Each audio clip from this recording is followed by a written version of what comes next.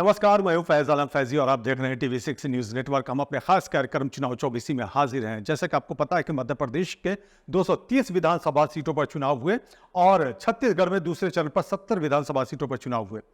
Bumper voting हुई है मध्य प्रदेश में, यह खबर आ रही है। छत्तीसगढ़ में भी अच्छी खासी तादाद में वोटर्स मतदाता केंद्र पर खड़े नजर आए। देखने वाली बात यह होती है कि अब जबकि चुनाव हो चुके हैं और उम्मीदवारों की किस्मत ईवीएम में कैद हो गई है, तो अब क्या कुछ नतीजों में निकल करके सामने आता है। हमारे साथ दो खास मेहमान जुड़ गए हैं। आवेश तिवारी हमारे वरिष्ठ सहयोगी रायपुर से जुड़ गए हैं, उनसे अपडेट लेना चाहेंगे, और वरिष्ठ पत्रकार भोपाल से भारत शर्मा जुड़ गए हैं हमारे साथ। सबसे पहले आवेश तिवारी, आपके पास आना चाहूंगा। क्या कुछ हो रहा है? बम्पर वोटिंग की खबर आ रही है छत्तीसगढ़ में, क्या कुछ है? अब तो वोटिंग होने ही वाली है। बिल्कुल, अभी तुरंत 3 बजे तक की वोटिंग के वो आ गए हैं। छत्तीसगढ़ में 55.31% और मध्य प्रदेश में लगभग 60% के आसपास वोटिंग हो चुकी है। देखिए, ये जो वोटिंग का परसेंटेज है वह बहुत कुछ बता रहा है। माने मध्य प्रदेश में जिस तरह से वोटिंग चल रही थी सवेरे, छत्तीसगढ़ में हालांकि आमतौर पर शहरी इलाकों में कम थी, लेकिन अचानक जिस तरह से सैलाब उमड़ा है, इस समय भारी लाइन लगी हुई है। पूरे छत्तीसगढ़ की हर कंस्टिट्यूएंसीज पे लोग 2-2 घंटे 2.5 घंटे इंतजार करके वोट डाल रहे हैं। आप अंदाजा लगा सकते हैं कि पब्लिक का इसका मतलब क्या हो सकता है। दूसरी चीज कि बहुत उत्साह है वोटिंग को लेकर के छत्तीसगढ़ मध्य प्रदेश में।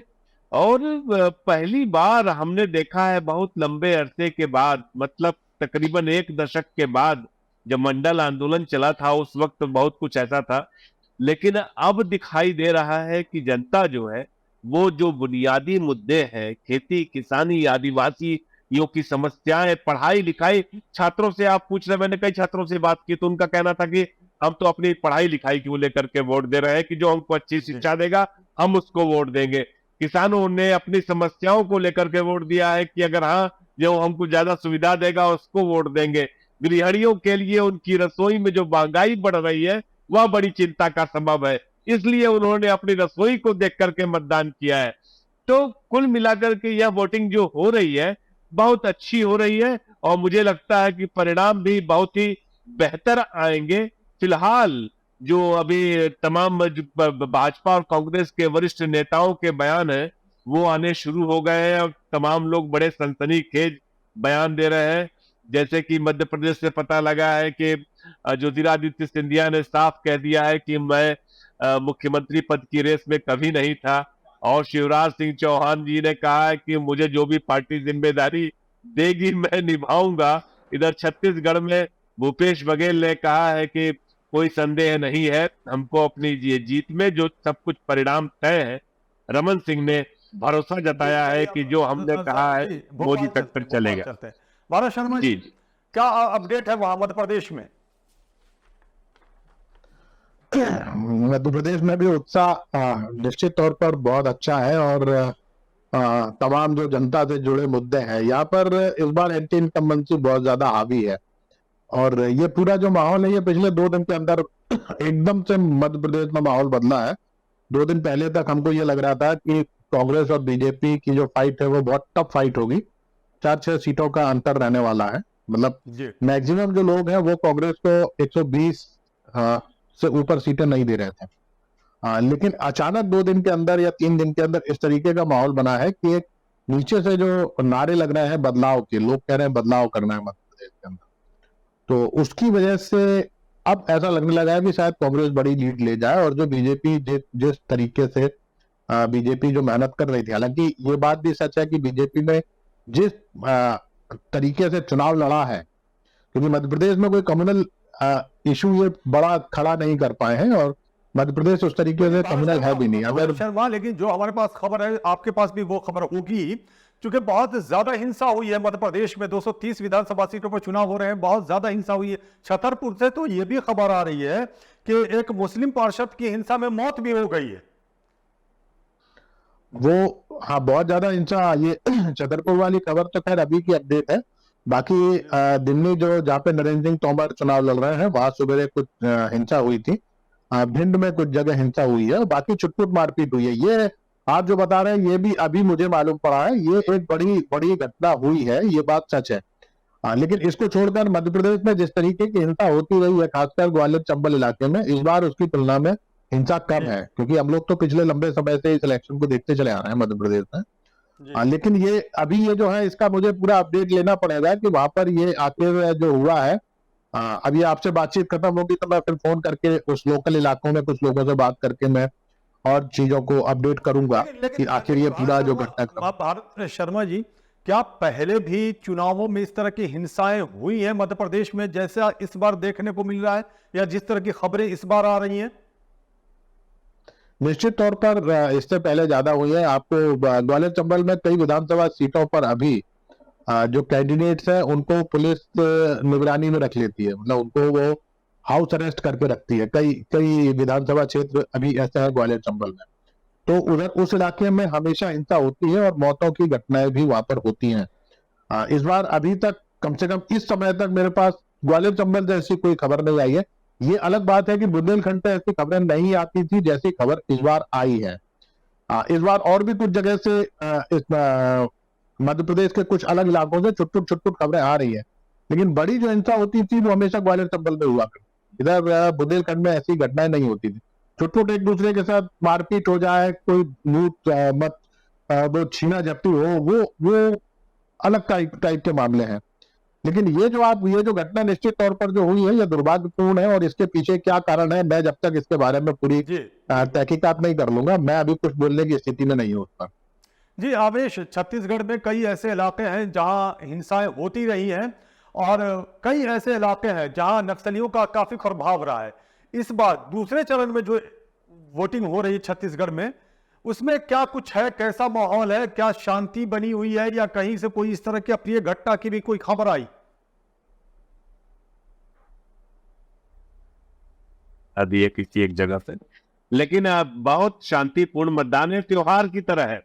छत्तीसगढ़ में आप अभी जाएंगे, अगर छत्तीसगढ़ के अलग अलग कंस्टिट्यूएंसीज में आप घूमेंगे, मैं 2-3 कंस्टिट्यूएंसीज में गया रायपुर की, और मैं देख रहा हूँ कि महिलाएं बकायदे अपने परंपरागत कपड़ों को पहन करके और पूरा त्योहार की तरह इसको मनाया जा रहा है। माने आप कल्पना करिए कि 3 घंटे 3.5 घंटे लाइन में खड़ा होना। चूंकि एक दिक्कत जरूर आई छत्तीसगढ़ में कि शुरुआत में वोटिंग बहुत स्लो हो रही थी, तो लेकिन लोग इंतजार कर रहे हैं, इंतजार करके वोटिंग कर रहे हैं। दूर दराज के इलाकों से मैं पता लगा रहा था, जहां से रेणु जोगी लड़ती है कोटा विधानसभा, वहां पर भी वही हाल है। वहां पर भी लोग सवेरे से लगे हुए लाइन में, और उसके अलावा पोलिंग बूथ से दूर पे चाय वालों की, खोमचे वालों की भी चांदी है। आज उनके पास भी ग्राहक बढ़ रहे हैं, उनको 2 पैसे की कमाई हो रही है। चुनाव जो है ये कम से कम हम लोगों के लिए एक रोजगार का साधन बन गया है, और ये बहुत सुंदर है, खूबसूरत है।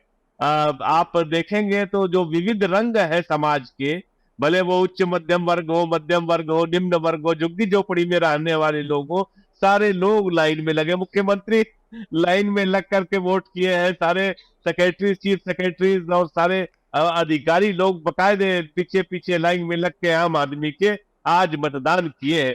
और इससे एक बात संदेश जो जाता है कि सब बराबर है, बराबरी का जो संदेश जाता है धर्म और जाति से परे, वह बहुत खूबसूरत है। और छत्तीसगढ़ की जनता तो हमेशा एकता की और इसकी सद्भाव की बात करती रही है, और मुझे लगता है कि इस बार की वोटिंग बहुत दिलचस्प है, और बहुत कुछ पिछली बार जैसा दोहराया जाएगा, क्योंकि वोटिंग परसेंटेज उसी की ओर इशारा कर रहा है। मध्य प्रदेश में निश्चित तौर पे भरत शर्मा जी ही बताएंगे, लेकिन मैं सच बताऊं कि मुझे इतने ड्रामेटिक और इतना ज्यादा वोटिंग की एकदम कल्पना नहीं थी। जैसी वोटिंग वहां हो रही है वो एग्जाम्पलरी है। जी मैं जा रहा हूं भारत शर्मा जी के पास ही जा रहा हूं। भारत शर्मा, बहुत ज्यादा वोटिंग है, वोटिंग परसेंटेज बहुत ज्यादा है, यानी कि पिछली बार के मुकाबले में ज्यादा है। इसका क्या मतलब निकाला जाए? आमतौर पर तो ज्यादा वोटिंग अगर हो तो यही मान के चलते हैं कि एंटी इनकम्बेंसी की वजह से आदमी उत्साह में जाके वोट डालता है। तो एक मतलब मध्य प्रदेश में तो चूंकि पिछली बार भी सरकार बदली थी, और उसके बाद फिर सरकार इन्होंने गिरा दी थी सिंधिया को खरीद फरोख्त के। अभी आवेश भाई जो सिंधिया जी के बयान की जो बात कर रहे थे, सिंधिया जी को सीएम केवल कांग्रेस में रहते हुए बनना था, बीजेपी में नहीं बनना था। और दूसरी चीज मेरा मानना है कि इस इलेक्शन में जिस नेता का सबसे बड़ा नुकसान हो रहा है वो है ज्योतिरादित्य सिंधिया। यस भाई यस यस शिवराज सिंह चौहान तो चलिए 18 साल सीएम रह लिए। नरेंद्र सिंह तोमर भी केंद्र में मंत्री रह लिए और उनका अपना एक बड़ा कद है। जो बाकी जितने बड़े नेता हैं जो बीजेपी के हैं उनका अपना कद है, लेकिन सबसे ज्यादा नुकसान सिंधिया का हो रहा है। और ये बड़ा आश्चर्यजनक है कि सिंधिया के मैक्सिमम कैंडिडेट को बीजेपी के ही लोग हरवा रहे हैं। और ग्वालियर चंबल में जो इनका अपना प्रभाव का इलाका है, वहां से ये मान के चलिए कि मेरे पास जो अभी खबरें हैं, मैं अगर 2 दिन पहले की बात करूं तो मुझे ये लग रहा था कि कांग्रेस 20 सीटों तक जा पाएगी। लेकिन अभी जो खबर चल रही है, मतलब कुछ ऐसी सीटें जिस पर हम लोग बीजेपी की जीत सुनिश्चित मान के चल रहे थे, वो सीटें भी बीजेपी हारती हुई नजर आ रही है आज की तारीख में जो खबरें आ रही है। अब बाकी देखिए, वोट में जो किसको वोट देगा ये वोटर के पेट का वोट होता है, आप कोई प्रेडिक्शन नहीं कर सकते। लेकिन जो वेव आ रही है वहां से, या जो मैसेज आ रहे हैं, जैसे नरेंद्र सिंह तोमर की सीट से उनको हारने की संभावना है, नरेंद्र सिंह तोमर की, वो बहुत क्या क्या फाइट मैं में फंसे हुए हैं। चाहूंगा, क्या ये माना जाए कि नरेंद्र सिंह तोमर के बेटे का जो वीडियो वायरल हुआ है, जिसको लेकर के आरोप प्रत्यारोप का एक लंबा दौर चल पड़ा, उसका भी असर रहा चुनाव में, और खास करके नरेंद्र सिंह तोमर के कॉन्स्टिट्यूएंसी में? जी भारत शर्मा। असर इस चुनाव पर उसका असर इतना अधिक इसलिए नहीं है क्योंकि ग्रामीण इलाकों में इन चीजों का बहुत ज्यादा महत्व नहीं है। लेकिन नरेंद्र सिंह तोमर की एक खासियत है, नरेंद्र सिंह तोमर एक बार चुनाव लड़ने के बाद वो क्षेत्र छोड़ देते हैं। पहले उन्होंने मुरैना से लोकसभा चुनाव जीते, फिर वो ग्वालियर आ गए, ग्वालियर से के बाद वो फिर मुरैना पहुंच गए। इस बार वो भोपाल सीट से आने की तैयारी कर रहे थे लोकसभा चुनाव में। तो पता नहीं था कि मोदी जी उनको दिल्ली में फंसा देंगे, और उसका नतीजा ये निकला कि अब वहां पर जिस तरीके के, क्योंकि लोग वहां नाराज हैं, और चंबल की खास बात यह है कि वहां का आदमी लोकल है। वो नरेंद्र, अगर आप कितने बड़े आदमी हो, वो आपके मुंह पे वो बात बोल देगा जो उसे बोलनी होगी। तो सबसे बड़ी चीज ये है कि वहां का जो वोटर है, उनके जो स्वजाति वोटर है तोमर, वो खुद नाराज हैं और वो नहीं चाहते कि, क्योंकि उनका कहना है कि आप भाई मंत्री रहे केंद्र में इतनी बार, उसके बाद आपने इलाके के लिए ना आपने एग्रीकल्चर के लिए कुछ किया, ना आपने लोगों के जॉब के लिए कुछ किया, ना आपने डेवलपमेंट के लिए कुछ किया। बहुत सारे इलाकों में वो कभी लौट के वापस गए ही नहीं, क्योंकि उनको लगता है कि एक बार चुनाव जीत लिया, अब अगली बार अपन को सीट बदलना है, बस लौट के क्यों जाना। तो ये जो चीजें हैं, ये नरेंद्र सिंह तोमर के सामने बहुत बड़ी समस्या बन के खड़ी होगी। दूसरा एक और जो कारण, वहां पर एक बड़ी जो घटना हो गई, वो चुनाव से अभी पिछले 4-5 दिन पहले एक घटना वहां पर हुई थी, एक गोलीबारी हुई थी, उसपे गुर्जर समाज के लड़के की मौत हुई थी। वो एक बैग बजाने के ऊपर हुई थी, और वो तोमर वर्सेस गुर्जर क्लैश हुआ था। वहां पे लगभग 8 से 10 हजार गुर्जर वोट है जो इस बार बहुजन समाज पार्टी के साथ चले गए। बहुजन समाज पार्टी से ब्राह्मण कैंडिडेट खड़ा हुआ है, वहां पर सबसे ज्यादा तोमर का वोटर है, लेकिन ब्राह्मणों की संख्या भी वहां ठीक ठाक है। प्लस दलित बलबीर सिंह डंडौतिया जो अभी बीएसपी से चुनाव लड़ रहे हैं, ये एक बार बीएसपी से विधायक वहां से रह चुके हैं उस सीट से, और अब जो गुर्जर का और उनको साथ मिल गया है, तो उनकी जो ये दोनों के बीच में जो टकराहट है, उसमें उनकी लीड बढ़ती चली जा रही है। अभी जो जमीनी जो वहां से खबरें आ रही हैं, अब इसके बाद क्या होगा ये, जी बहुत कम वक्त बचा है हाँ, वोटिंग अब निश्चित तौर पर वो 3 तारीख को लेकिन मालूम अपने पड़ेगा। दर्शकों को, आपको रोकना चाहूंगा, अपने दर्शकों को कुछ बाइट्स सुनवाता हूं जो भोपाल से, मध्य प्रदेश कह लें, और छत्तीसगढ़ से हमारे सहयोगी आवेश तिवारी ने भेजा था, और मध्य प्रदेश से हेमंत पटेल ने भेजा था। मेरा फर्स्ट टाइम वोटिंग था, और मैं यही एक्सपेक्ट करती हूँ कि जिनको मैं वोट दूँ वो स्टूडेंट के स्टडी के लिए सपोर्ट करे। बस मेरा यही इनसे एक्सपेक्टेशन है। आपने जो मतदान किया वो किस मुद्दे पर मतदान किया, आपने किस मुद्दे पर वोट डाला है? कैसे करेंगे, सब चीज का विकास अच्छा होगा, सब अच्छे के लिए करेंगे, आगे कुछ अच्छा होगा, इसी आशा लेके करेंगे। शहर में एकता का माहौल बनाए रखे, कोई जातिवाद न करे, सबको साथ लेकर चलने वाला नेता चाहिए। हम सरकार से चाहते हैं कि अच्छा शासन हो जो हमारे लिए काम कर सके। मैं यही चाहती हूँ कि देश के लिए काम करे, हमारे लिए काम करे, जो काम नहीं हो पा रहे वो काम।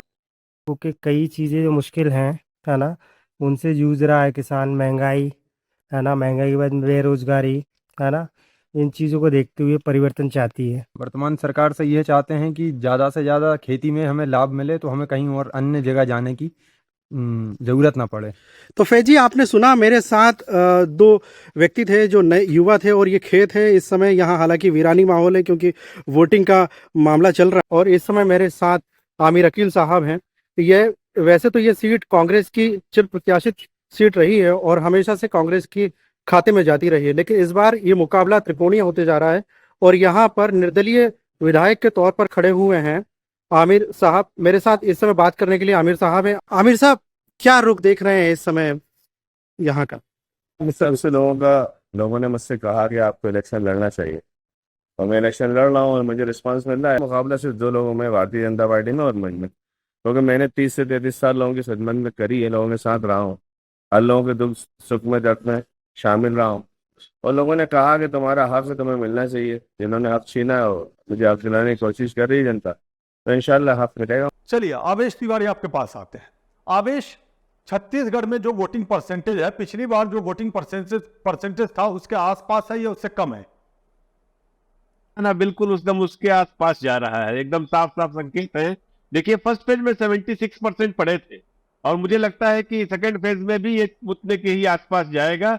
बहुत जितनी वोटिंग हुई थी पिछली बार उतनी ही इस बार भी होनी है, ये लगभग साफ साफ दिखाई दे रहा है। एक बड़ी चीज जो मैं जोड़ना चाह रहा था, अभी मैं सुन रहा था भरत भाई को, देखिए मध्य प्रदेश हो चाहे छत्तीसगढ़ हो, चाहे नरेंद्र सिंह तोमर हो, शिवराज सिंह चौहान हो या रमन सिंह हो, ब्रिजमोहन हो, नरेंद्र मोदी ने अपनी पूरी सभाओं में, भले मध्य प्रदेश हो चाहे छत्तीसगढ़, कभी भी, बड़ा आश्चर्य की बात है, अपने कैंडिडेट्स का नाम तक नहीं लिया। वो चंबल में गए सभा करने के लिए, नरेंद्र सिंह तोमर का नाम नहीं लिया। यहां पर भी उन्होंने किसी भी अपने उम्मीदवार, किसी प्रत्याशी, किसी पूर्व मुख्यमंत्री, किसी का नाम नहीं लिया।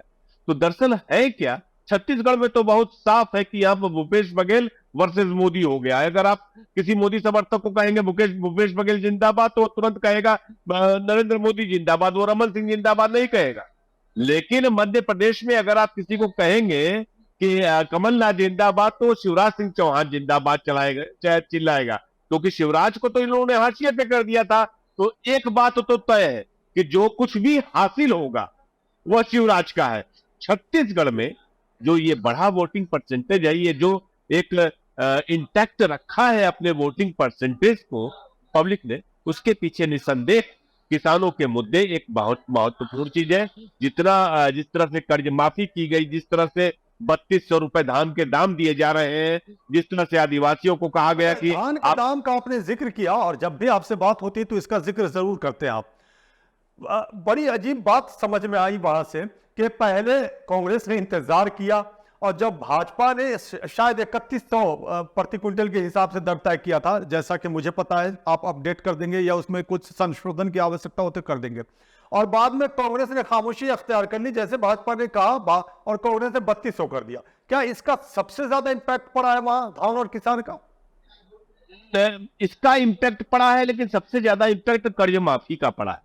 पिछली बार 19 लाख किसानों का किया था, इस बार ये संख्या 26 लाख के आसपास जाएगी। 2.25 करोड़ वोटर है, 26 लाख किसानों के 5 लोगों का परिवार जो लीजिए, एक परिवार में 5 वोटर है, संख्या 1 करोड़ चली गई। अरे भैया, चुनाव कहां से जीत पाएगी बीजेपी? बहुत सिंपल सा फार्मूला है। जिस किसान के परिवार में कर्ज माफी हो गई, अच्छा भाजपा कर नहीं सकती, भाजपा करेगी छत्तीसगढ़ में तो उसको मध्य प्रदेश में करना पड़ेगा, उसको उत्तर प्रदेश में करना पड़ेगा, जहां पे धान का दाम 1200 रुपया है। तो छत्तीसगढ़ में कांग्रेस को सब पका पकाया है। कांग्रेस के लिए कांग्रेस जानती है किसान को खुश। बिल्कुल। चलिए, भारत शर्मा से आखिरी कमेंट लेना चाहूंगा, चूंकि वक्त हमें इजाजत नहीं दे रहा। भारत शर्मा, 3 दिसंबर को क्या नजर आ रहा है? 3 दिसंबर को चूंकि नतीजे आएंगे, आप जमीन से जुड़े हुए पत्रकार हैं, बहुत सारी चीजों को आपने जमीन पर देखा है और अभी आपने परिभाषित भी किया उसी अंदाज में। क्या कुछ नजर आ रहा है 3 दिसंबर को आपको? क्योंकि वोटिंग तो अब हो गई। नहीं, आवाज नहीं आ रही। चलिए ठीक है, चूंकि अब आपने सारी चीजें को तो बता ही दिया है, सबको बड़े अच्छे से परिभाषित किया है आपने कि किस तरह से वहां चुनाव हो रहे हैं और क्या माहौल है, और जिस तरह से बम्पर वोटिंग हो रही है उसका आपने अंदाजा भी बता दिया है। तो आप दोनों मेहमानों का बहुत बहुत शुक्रिया हमसे जुड़ने के लिए और विस्तार से तमाम चीज़ों को समझाने के लिए। तो आवेश तिवारी आपका शुक्रिया और भारत शर्मा जी आपका बहुत बहुत बहुत शुक्रिया। तो मध्य प्रदेश में 230 विधानसभा सीटों पर वोटिंग हुई और छत्तीसगढ़ की अगर बात की जाए तो छत्तीसगढ़ में 17 विधानसभा सीटों पर दूसरे फेज में वोटिंग हुई।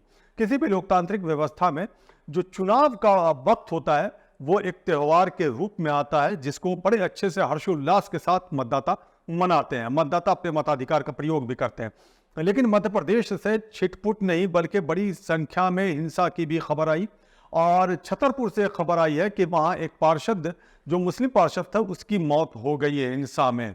तो मध्य प्रदेश में क्या कुछ निकल करके सामने आता, 3 दिसंबर को इंतजार करना पड़ेगा।